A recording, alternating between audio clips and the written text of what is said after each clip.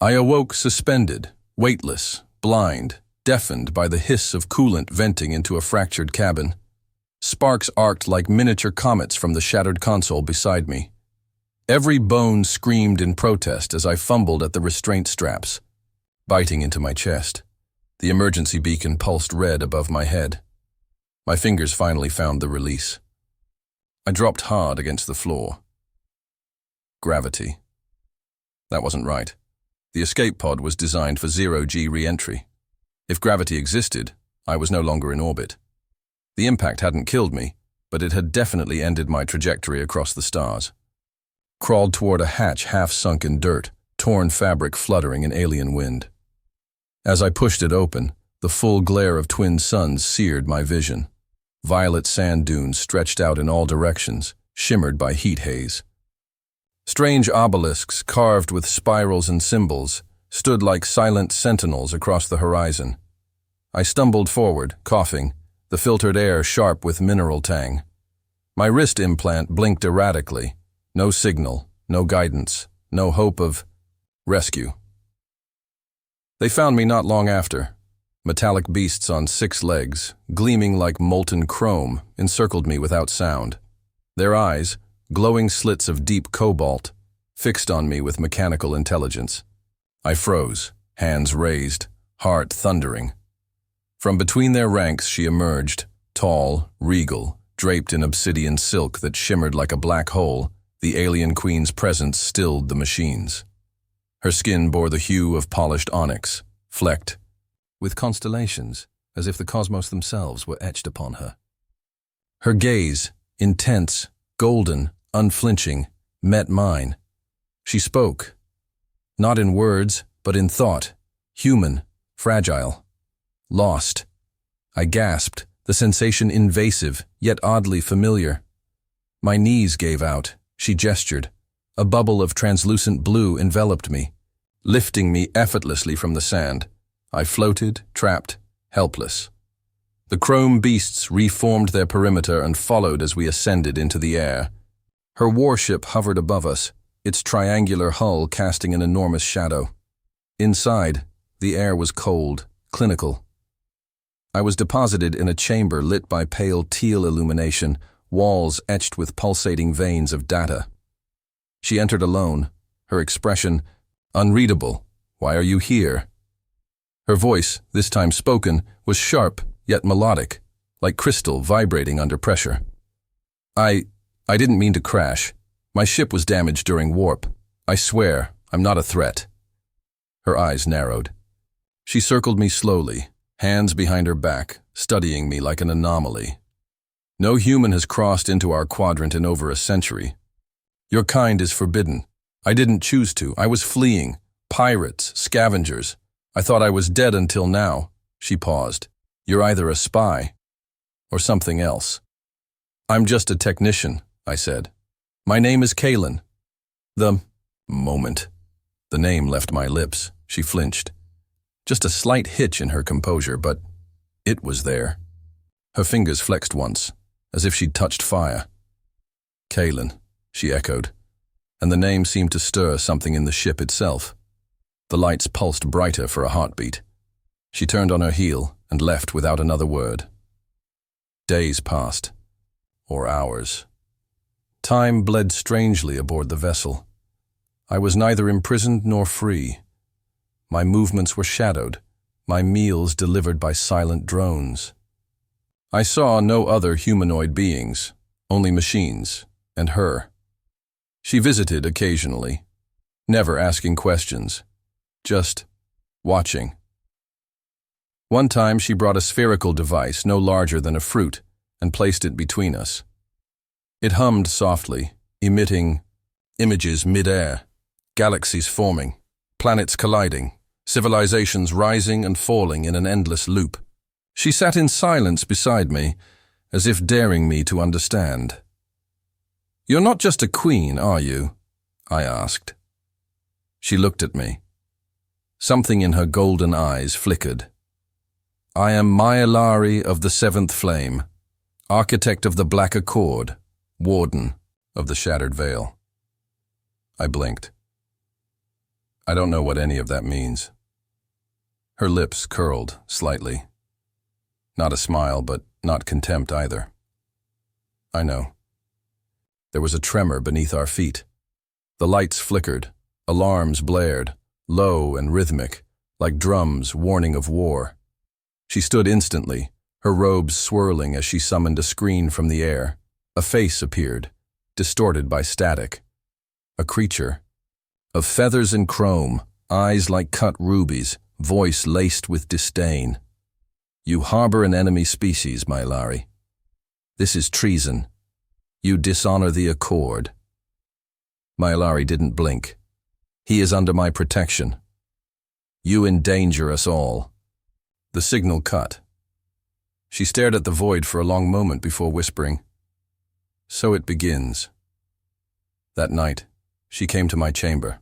For the first time, she looked weary. "They will come for you," she said, "and for me." I don't understand. Why protect me at all?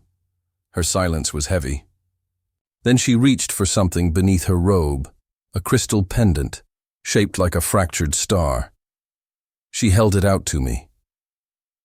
My daughter wore this, before your kind destroyed her. I stared at the object, unsure whether to touch it. Why give it to me? Because you look like him. Him? She nodded. The one she loved.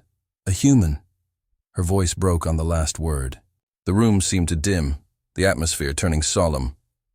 I thought I'd purged every echo of your species from my memory. But here you are. Alive. Helpless. And somehow, innocent. I couldn't find words. She took a step closer. Her hand hovered near mine, as if waiting for a choice. I should end you, to prevent war, yet I can't. The door exploded inward, smoke, screams of metal. Shards flew past us as combat droids surged inside. My Lari moved faster than thought, forming a glowing shield of hexagonal light. She shouted in a language I couldn't process. The drones halted. Her advisor stormed in, slender, skin like cracked ice, eyes twin slits of emerald fire. He pointed at me. This is madness. He's a contaminant. He must be eliminated. No, she growled. You defy our covenant. I rewrite it. The two stared each other down. I backed away, unsure. Whether to hide or run, my Lari turned to me. Do you trust me? I hesitated. Then I nodded. She raised her hand, and the room dissolved into white light. When it cleared, we stood on a cliff beneath swirling auroras, far from the ship, in a biome I hadn't seen before.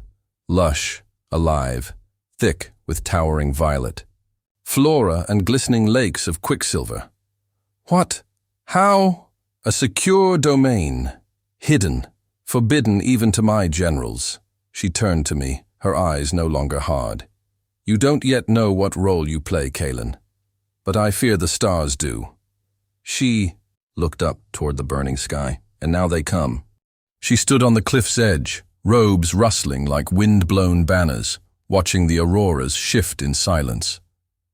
I couldn't tell if she was searching for answers in the heavens or bidding farewell to everything she once believed in.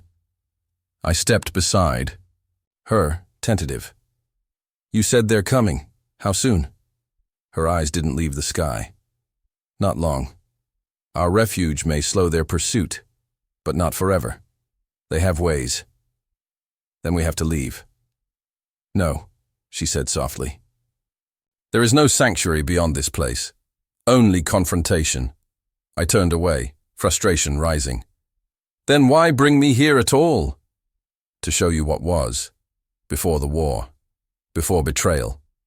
She knelt, brushing aside violet ferns, revealing a carved stone embedded in the soil. Symbols danced across its surface like living light. An epitaph or memory, I couldn't tell. My daughter was conceived here, born of two worlds. This sanctuary is all that remains of her truth. I looked closer. The glyphs shimmered in patterns. That made my head throb. They weren't just markings. They pulsed in sync with my heartbeat. She was half human. Malari nodded, her voice a whisper. When the Terran colonies reached the edge of our dominion, she fell in love with an emissary named Jorwin. Against council orders, against all logic, they bonded. I stared at the carved stone, something sharp stirring inside me. What happened? Malari rose. Her face was unreadable. They were betrayed. Someone informed the Crimson Accord. My own advisor, Selithar, led the purge. The name stung. I remembered his eyes, cold, calculating. He destroyed her world, she said, voice hardening. Then claimed to do it in my name. I closed my eyes. And now I show up, wearing her love's face. Not just his face, she murmured. His blood. My breath caught. What? She placed her hand on my chest above my heart. A pulse surged outward, connecting something dormant within me. You're his descendant, Kalen. He escaped. We thought he died in exile. But clearly, he survived. And through you, she lives again. Everything inside me turned over. My hands trembled. I don't even know who I am anymore. You will. In time. A low rumble echoed across the valley. The sky darkened. Shadows moved beyond the auroras. Light! Dark silhouettes, like predatory vessels, slipped through atmosphere without flame or sound. They've breached the veil, she said grimly. They'll deploy the Quiet Legion first. I swallowed. What's that? Living silence. Machines that strip sound, thought, identity, designed for surgical extermination. I tried to speak, but couldn't. No words seemed worthy of the fear curling in my chest. She turned to me, lifting her hand. Light spiraled from her palm, forming a weapon, elegant, alien, its blade humming with contained thunder. I will face them, alone. No, I said quickly. You said I mattered. You can't leave me behind. You're not ready. If they capture you, the war will not just reignite, it will consume both realms. Then teach me. She hesitated. A moment. Longer than instinct should have allowed. You're reckless. I'm human. Her lips curled. So was he. She moved her hand again, this time drawing a translucent orb from the air. She placed it against my temple. Pain. Not physical, cognitive. A torrent of vision, sound, code, and feeling rushed into me like a dam breaking. I fell to my knees gasping, visions of fire-raked skies, cities under glass domes, songs encoded in DNA, starships with minds of their own, a girl with stardust eyes, my ancestor's daughter, smiling through tears. Then it ended.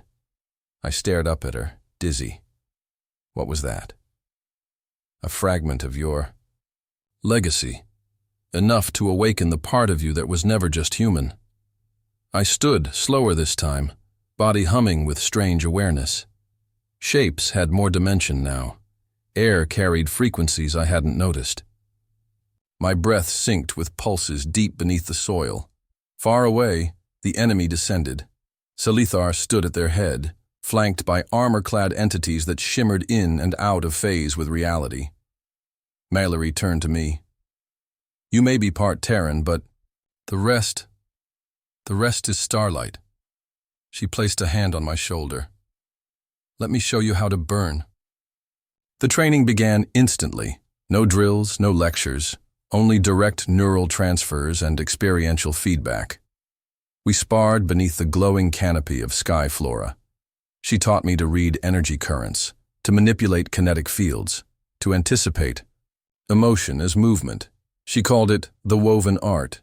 Each lesson stitched power into my veins. I could see the flow of combat before it began. I could divert a falling tree with a thought, redirecting mass like liquid. Yet every ability brought with it echoes. Voices not mine, memories that didn't belong to me. A kaleidoscope of past lives, fragments from a lineage erased from history. Will I lose myself? I asked. No, she said. You'll find what was buried. The first scouts arrived days later, Spindly constructs made of bone and light, their forms intangible until they moved. One nearly severed my throat. I only survived by channeling the woven instinct Mailari embedded in me. We fought side by side. Her elegance in combat defied physics. She flowed like liquid fire, every strike laced with precision honed over centuries. I tried to match her rhythm, awkwardly at first, then with growing synchronicity. She noticed. "You're adapting faster than Jorowin ever did. I'm not him. No. You might be more." When we paused, I caught her looking at me in ways that weren't tactical. Soft. Curious. She stood closer than she needed to. When I reached to pass her a shard crystal, her fingers lingered on mine. That night, as we rested beneath a canopy of phosphorescent leaves, I asked her what she feared. "Most oblivion," she said. "Not for me, for memory. If no one remembers what we fought for, it dies." I turned to her. "I'll remember." Her eyes met mine, golden, bright, suddenly vulnerable. "I believe you." And then she kissed me. It wasn't urgent or passionate or desperate. It was reverent, like a queen offering truth. When morning broke, the air crackled. The quiet legion had arrived. They marched with no sound, no heat, no visible propulsion, just an erasure of presence that drew all light inward. Their leader bore no face, only a mirrored surface reflecting whatever it faced. When it looked at me, I saw my younger self, helpless, broken. I stepped forward. "No more hiding."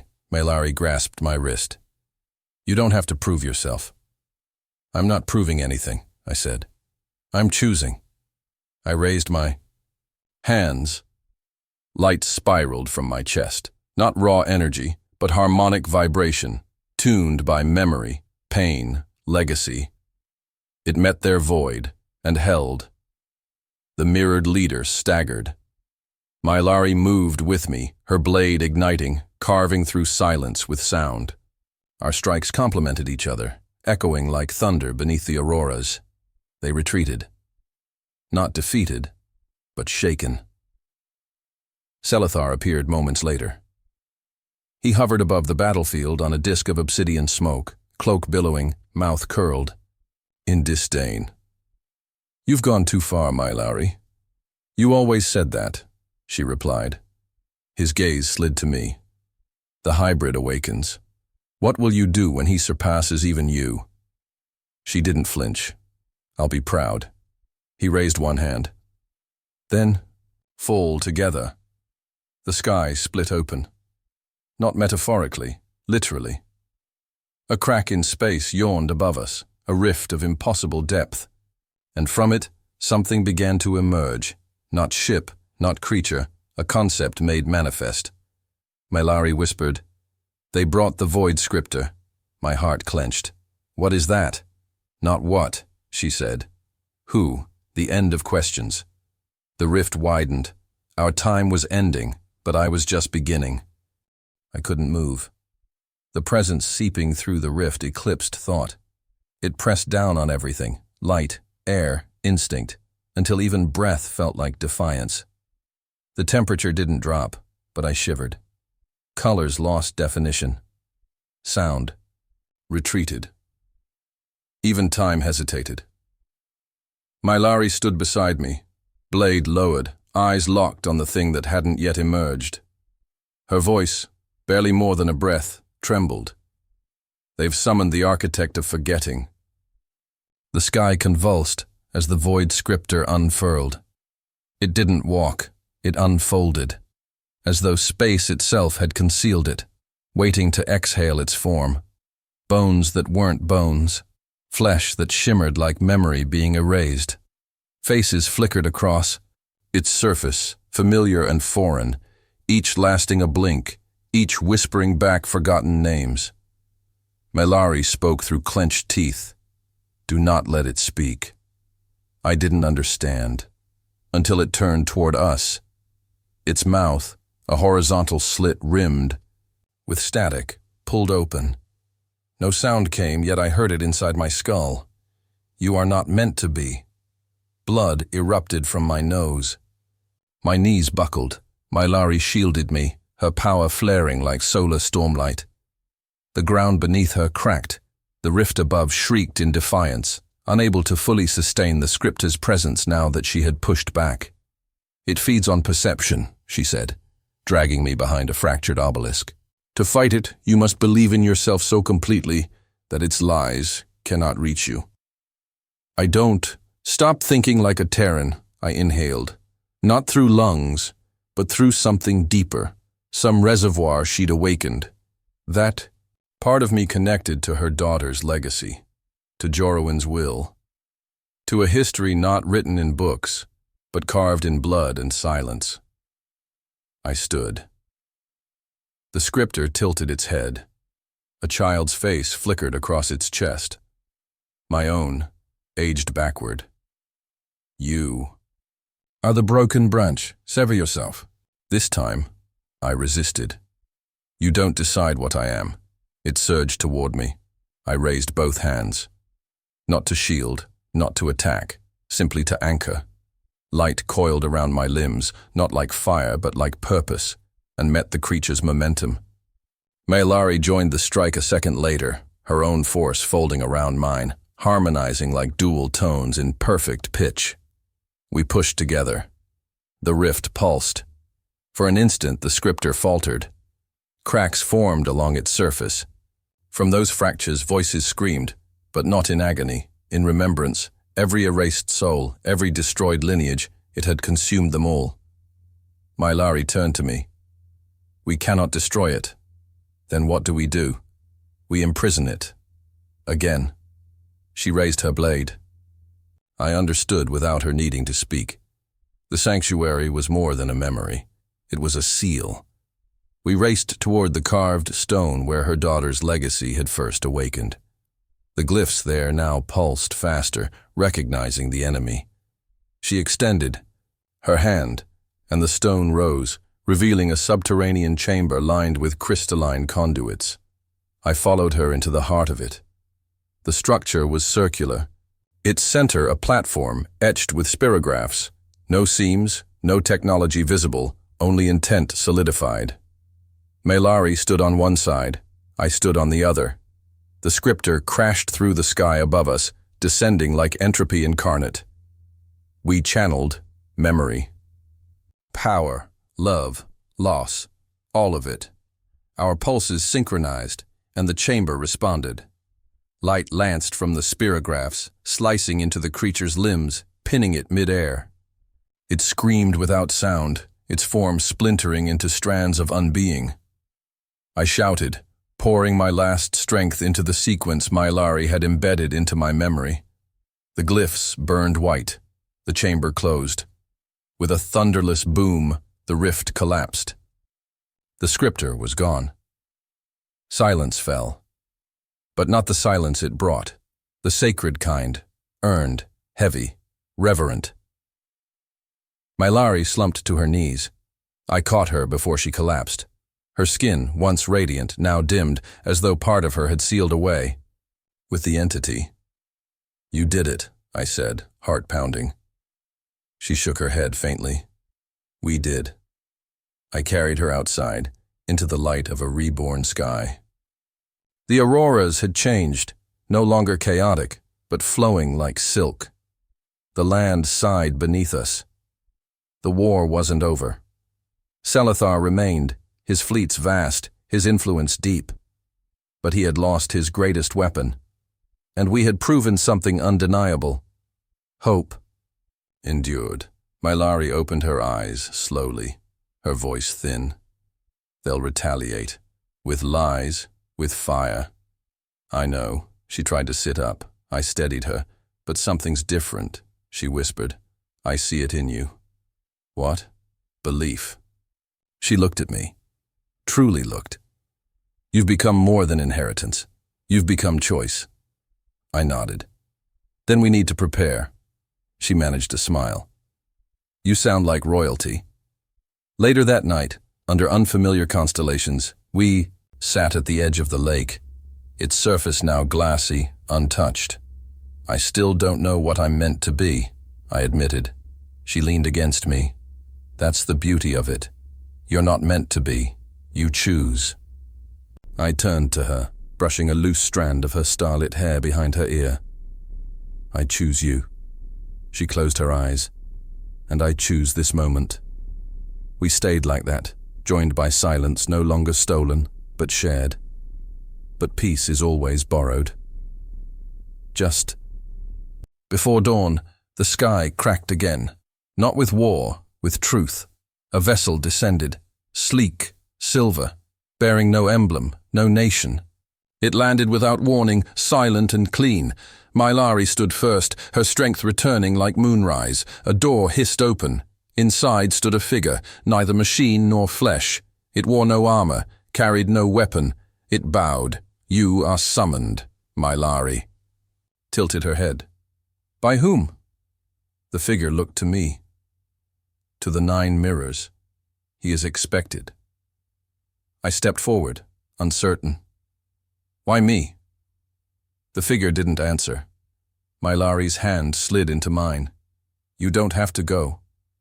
I think I do, I stared at me, uncertain for the first time. Then I'm coming too. The figure made no protest. We boarded. The vessel rose, not into orbit but sideways through a fold in space I couldn't comprehend. We weren't flying. We were being remembered. The ship unfolded into a corridor of shifting reflections, each wall showing fragments of possibility. In one pane I stood alone, scarred but triumphant. In another, I led a fleet of hybrid soldiers across unknown galaxies. In the last, I knelt, Mylari beside me, crowned in light. The corridor ended. We stepped into a chamber suspended in nothing. 9 thrones circled a pool of memory suspended mid-air, each throne occupied by a different entity, none alike, none entirely real. Some shimmered, others pulsed. One was made of breath. The central figure leaned forward, voice echoing in every part of me. You carry the key. I glanced at Mylari. She gave a faint nod. I don't know what that means, I said. You will. A tendril of light reached toward my chest, right where her daughter's pendant had fused with my skin. The room gasped. You are not just air, the voice said. You are convergence. Then the floor fell away. I didn't fall. I scattered. Memories, molecules, moments, all untethered, sent spiraling through fractures in space that pulsed like neurons. I wasn't disintegrating. I was being redefined. The presence of the 9 mirrors surrounded me, each gaze a scalpel cutting away lies I didn't know I wore. The chamber dissolved. In its place, a spiral of realms stretched into infinity, and I stood at the nexus, my reflection repeating in each curved pane. In one, I was a weapon. In another, a mata. In several, I was nothing at all. A voice, mine, yet older, echoed within the core. To shape the tide, you must first become the ocean. The spiral folded inward.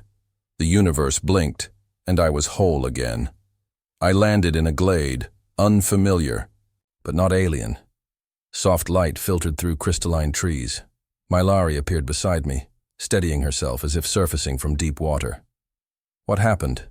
I asked. They showed you every possible version of yourself, she said, her tone unsteady. Only those who endure it remain intact. I touched my chest. The pendant embedded there now pulsed like a second heart. I remember things, I murmured. Wars I never fought. Names I never spoke. Because now you could, she whispered. Before I could answer, the ground trembled. A portal flared open, and Selithar emerged. But he wasn't the same. His body had been reforged, interwoven with the corrupted technology of the Quiet Legion. One eye glowed with the red hue of synthetic rage. His voice was layered, inhuman. You were summoned to be contained, he sneered. But they misjudged your depth. Mylari stepped between us. Leave this place. He extended a hand. The ground beneath her exploded in obsidian shards. She staggered, caught by my arms. "I'm tired of this," I growled. "Every time we find peace, someone claws it away." Selithar's grin widened. "Peace is stagnation. War is purpose." I unleashed everything, not just power, but will. The woven art poured from my veins in arcs of kinetic fury. Trees bent away. The ground glowed with my pulse. Selithar countered, raising a shield woven from stolen echoes. He threw a lance of dark matter, but I turned it aside with a single gesture, redirecting its velocity into a collapse of gravity behind him. We moved faster than thought. I fought not as one trained, but as one born from two legacies converged. Each strike I landed echoed with voices long lost. I felt Jorun's resolve in my shoulders, Mylari's daughter's light in my chest. Selithar faltered. He reached for the void again. Mylari struck. Her blade pierced his heart. He gasped, not in pain, but disbelief. "You would end me. For him?" She didn't answer. He fell. The ground accepted him like dust returning to dust. When silence returned, I dropped to one knee, breath ragged. Mylari joined me. Her eyes brimmed with grief. Not for Selithar, but for what had been lost between them. Old friendships. Shared pasts. Wars fought together before they stood apart. I took her hand. "We're not done," I said softly. "No," she replied. "The real battle begins now." Together we returned to her people, what remained of them. The capital city, Lithvarel, once adorned with soaring spires and kinetic sculptures, now stood battered. The streets bustled with refugees, warriors, scholars. Turned tacticians. They eyed me with suspicion, awe, hope. I addressed the council. "My name is Kalen. I carry the memory of Jorun, but I am not him. I carry the light of a lost heir, but I am not a symbol. I am choice, and I choose to stand beside Mylari, not as a relic, but as her equal." A hush followed. Then slowly they bowed. Not to a king, to a future.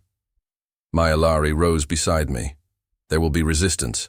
The Crimson Accord still has strongholds scattered across the galaxy. But today, we no longer flee. War became preparation. Our technology evolved, blending Terran ingenuity with Yulari resonance. Ships crafted from living alloy, blades that sang when drawn, armor woven from light's memory. I was tested in every chamber of leadership, not by duel, but by diplomacy, not by domination, but by empathy. Mylari and I ruled not through fear, but through unity. One night, on the eve of launching our campaign to reclaim the fractured colonies, I found her on the balcony of the Skyborn Tower, overlooking the valley where we first fought together. She said nothing at first. Then, "Do you ever fear it will all vanish?" I stepped beside her. "No, because even if it does, this," I touched her hand, "was real." She smiled, the kind of smile that carried stars. We departed the next day. Our fleet carved silver lines across the firmament. Each ship bore the crest of convergence, two arcs, joined at the base, forming a new path forward. The final battle came, above a planet once called Ithlarin. The Crimson Accord had holed up there, wrapping its core in storms of sentient nanite fog. We breached the clouds with sound, not silence. Music played across our frequencies. An old Ulari song, stitched with human harmony. As our enemies braced, something changed. Some surrendered. Others fought, but none could match our will. Mylari and I led from the front. No throne kept us back. On the surface, amidst smoking ruins and broken altars, I stood atop the final bastion. The Accord's last commander lay at my feet. His eyes were full of confusion. "Why didn't you kill us all?" I looked to Mylari, then said, "Because that's not power. That's fear. And we're done letting fear rule. We didn't just win the war. We rewrote it. 10 years passed. Mylari and I now walked the halls of a rebuilt Lithvarel, reborn as a shared capital between species.